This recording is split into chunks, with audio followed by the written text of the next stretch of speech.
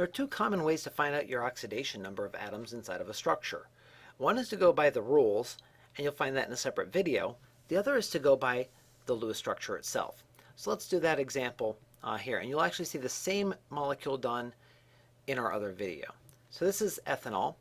Let's go ahead and get a structure for this. We'll have carbon, hydrogen, hydrogen, hydrogen. Notice I'm just expanding the formula notation to actually show it as a Lewis structure.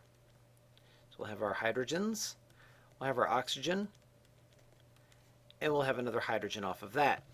Now as we go through here, what we're really saying is, let's consider each of these atoms, and we're going to think about it as if every bond was experiencing really, really strong charges on either side. In other words, instead of thinking of these bonds as being totally covalent, we're going to think of them as totally polar. So, if oxygen is more electronegative than the hydrogen, it gets all shared electrons. So let's just work through this one and figure out what that would look like. So over here, we'll say we have oxygen. Oxygen typically has 6 valence electrons when it starts. Now, when we look at how many electrons it currently has, we say it owns these 4. We look at the neighbor, it's more electronegative than hydrogen. It gets all of these. We look at carbon, it's more electronegative than carbon. It gets all of these. So 2, 4, 6, 8 electrons.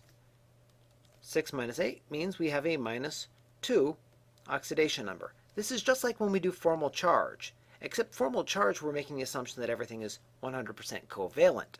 Here we're saying winner takes all for shared electrons. It's the same approach. Now oxygen, -2. Let's do our hydrogens. Notice that in every one of these cases we have hydrogen. It started out with 1 electron. The thing it's bonded to is more electronegative than it is because hydrogen acts like it's right here above carbon, but it's just a little bit lower in electronegativity. So carbon's more electronegative. Anything going this way is definitely more electronegative as well. So none of these electrons in the bonds are available to it. It started with 1. It has access to 0.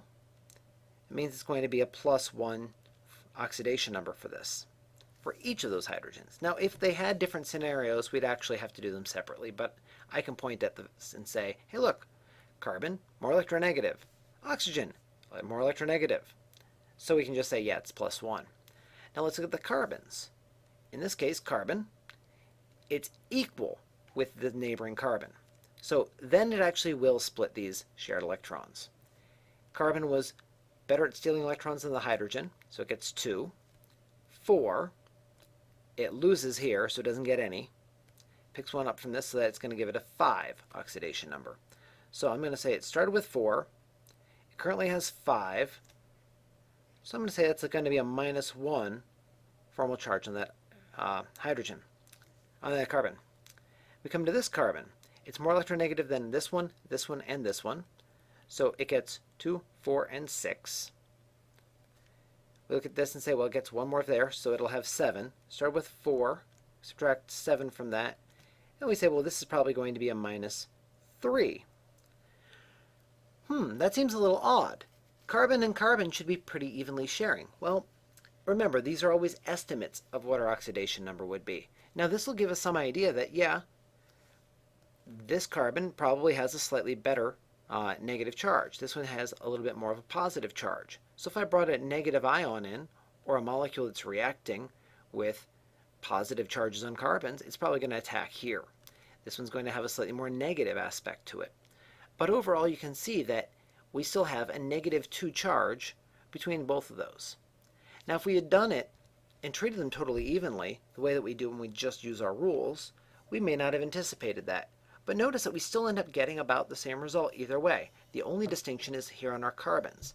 Now, if we had done it using the rules, I'll point at these rules for a moment, we would have said the same answer for the hydrogen, +1. We would have said the same answer for the oxygen, -2. We would have said it was neutral, and so we would have said, hey, look, 6 hydrogens, that's +6 in total effect. 1 oxygen, that's -2 in total effect. It's got no charge on the whole molecule, so we've got to have this +4. We've got to divide that +4 up, and that means each of these carbons has to be a -2 to neutralize that. Or one could be a -1 and a -3. and it still gives us the same impact. So we can either use the rules to explain these sort of things, or we can use the structures. Oftentimes we won't want to draw an entire structure. We want to just do a quick and crude one to have an idea of whether or not an atom is definitely going to be going through a redox reaction.